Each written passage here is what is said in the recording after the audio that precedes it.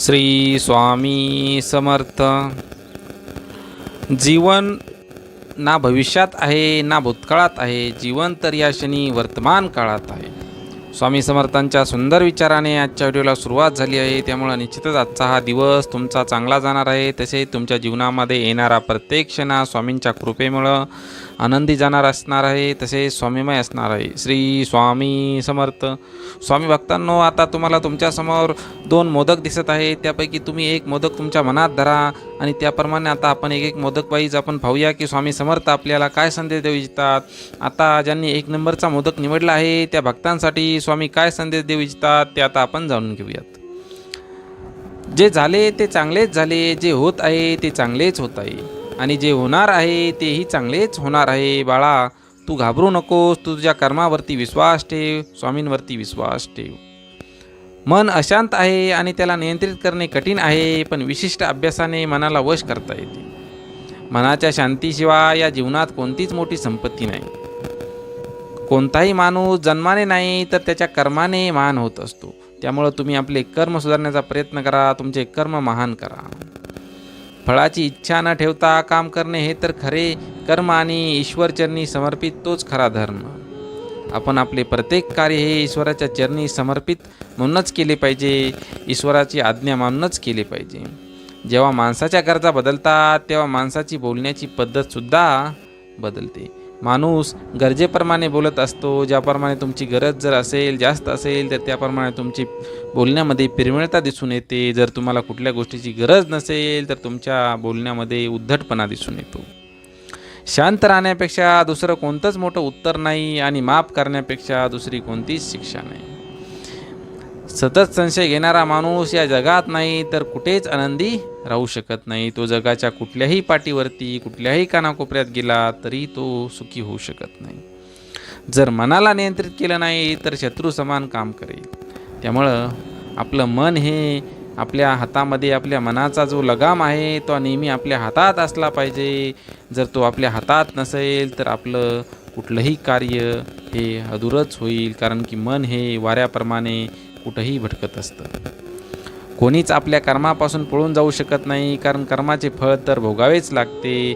आज ना उद्या ते तुम्हाला भोगावेच लागणार आहे. त्यामुळं तुम्ही कर्म आपले चांगले ठेवा आणि भगवंताशी एकनिष्ठ राहण्याचा प्रयत्न करा.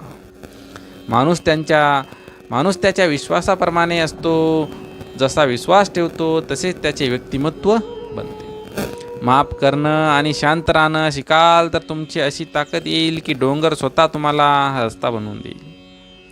इतिहास सांगतो की भूतकाळात सुख होतं, विज्ञान सांगते की भविष्यात सुख मिळेल, पण धर्म सांगतो की मन पवित्र आणि विचार चांगले असतील तर दररोज सुख मिळेल. अति आनंदी असताना आणि अतिदुःखी असताना कधीच निर्णय घेऊ नका, कारण या दोन्ही परिस्थितीत तुमचा योग्य निर्णय नाही होऊ शकत. ज्या माणसाकडे संयम असतो त्या माणसाच्या ताकदीची बराबरी कोणीच करू शकत नाही. माणूस हा नेहमी त्याच्या भाग्याला दोष देतो, हे माहीत असूनही की भाग्यापेक्षा मोठं त्याचं कर्म आहे जे फक्त त्याच्या हातात आहे. सत्य कधीच असं सांगत नाही की मी सत्य आहे, पण खोटं नेहमी ओरडून सांगतं की मीच सत्य आहे.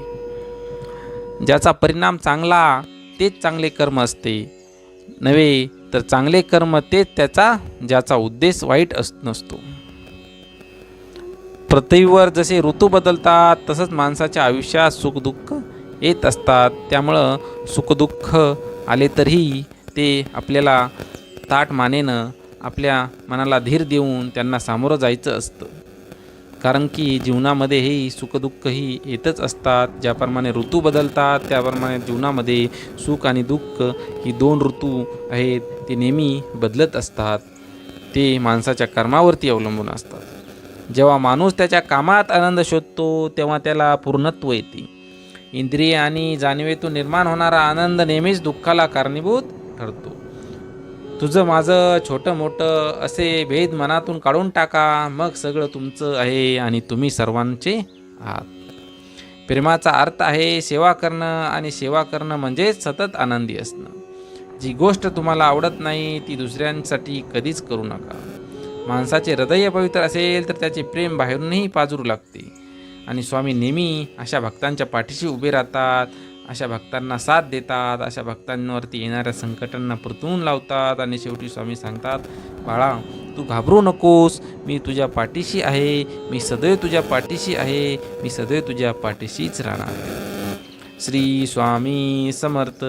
आता ज्यांनी 2 नंबरचा मोदक निवडला आहे अशा भक्तांसाठी स्वामी काय संदेश देऊ इच्छितात ते आता आपण जाणून घेऊया.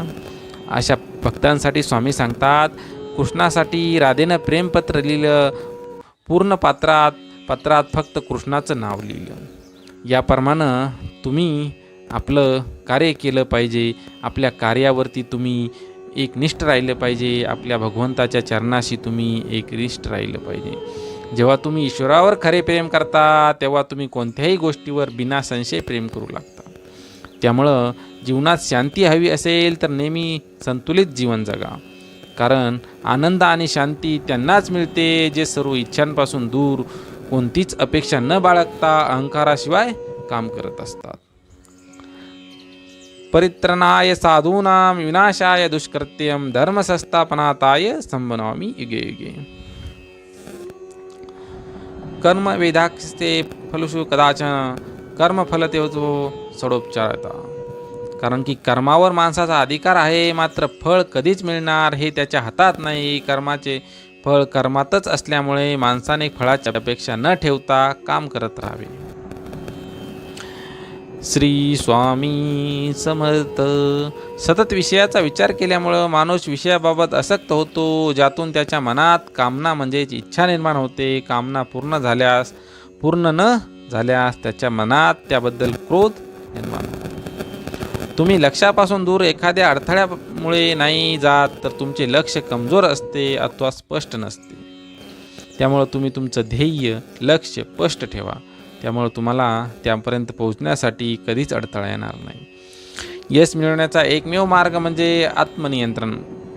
रिकाम्या हाताने आला होता, रिकाम्या हातानेच या जगातून जाल. हातात असेल फक्त तुमचे कर्म आणि कर्म. एखादी भेट तेव्हा शुद्ध असते तेव्हा ती शुद्ध मनाने चांगल्या व्यक्तीला योग्य वेळी आणि योग्य ठिकाणी निस्वार्थपणे दिली जाते. स्वतःच्या आयुष्यात आहे तसं प्रामाणिकपणे जगणं हे दुसऱ्याची नक्कल करत जगण्यापेक्षा लाख मोलाचे आहे. कर्माची आसक्ती माणसाला स्वार्थी बनवते आणि कर्मबंधनात अडकवते. फळाची अपेक्षा न ठेवता केलेले कर्म निस्वार्थ आणि उत्तम श्रेणीचे असते. जीवनात हाती आलेले काम करत राहिले पाहिजे, कारण काहीच न करण्यापेक्षा काहीतरी करणे नेहमी चांगले असते. एखादी ज्ञानी हुशार व्यक्ती पण कर्म आणि अकर्मामधील अंतर समजू शकत नाही. त्यामुळं जो निस्वार्थ होऊन काम करू शकत नाही त्याला कर्मयोगी म्हणता येणारच नाही. फक्त मनच तुमचा मित्र अथवा शत्रू असू शकते. कारण कर्म न करताच फळाची अपेक्षा करणं हे मूर्खपणाचं लक्षण आहे. कारण जर तुम्हाला महान व्हायचं असेल तर तुमचे विचार आधी महान आणि सकारात्मक असले पाहिजेत. जर परिवर्तन हा सृष्टीचा नियम आहे, प्रत्येक क्षण बदलत आहे, त्याचे उदाहरण आहे. जीवनात कोणतीच गोष्ट स्थिर नाही, सगळीकडे बदल सुरू आहे. प्रत्येक गोष्ट वाढत आहे. हीच गोष्ट तुम्हाला जमिनीला धरून ठेवते. कारण वेळ हरवत अथवा जिंकवत नाही तर ती शिकवते. कारण जे कर्म नैसर्गिक नाही ते तुम्हाला नेहमीच थकवते. कारण प्रार्थना केल्यामुळं परिस्थिती बदलते अथवा नाही, माणसाचे चरित्र मात्र नक्कीच बदलते. कारण विनाकारण चिंता आणि भीती एखाद्या रोगाप्रमाणे आहे जी तुम्हाला आतून पोखरत राहते. तुम्हाला जे मिळत आहे ते तुमच्यासाठी योग्य आहे की नाही हे तुम्हाला माहीत नाही, मात्र देणाऱ्याला नक्कीच माहीत आहे. स्वामींना नक्कीच माहीत आहे. स्वामी समर्थ जे करत आहेत ते तुमच्या भल्यासाठीच करत आहेत आणि जे करणार आहेत ते सुद्धा तुमच्या भल्यासाठीच करणार आहेत. त्यामुळं तुम्ही नेहमी स्वामी समर्थांच्या पाठीशी उभे राहा. स्वामी समर्थ नेहमी अशा भक्तांच्या पाठीशी उभे राहतात आणि शेवटी सांगतात, बाळा घाबरू नकोस, मी तुझ्या पाठीशी आहे, मी तुझ्या सदैव पाठीशी राहणार आहे, मी तुझ्या सदैव पाठीशी राहणार आहे. श्री स्वामी समर्थ. तुम्ही जर आत्तापर्यंत स्वामी समर्थ माझी आई या चॅनलला जर सबस्क्राईब केले नसेल तर कृपया एकदा सबस्क्राईब करून घ्या. तसेच बेल आयकॉनला सुद्धा क्लिक करा. यामुळे आमचे नवनवीन अपडेट तुमच्यापर्यंत नक्कीच पोहोचत राहतील.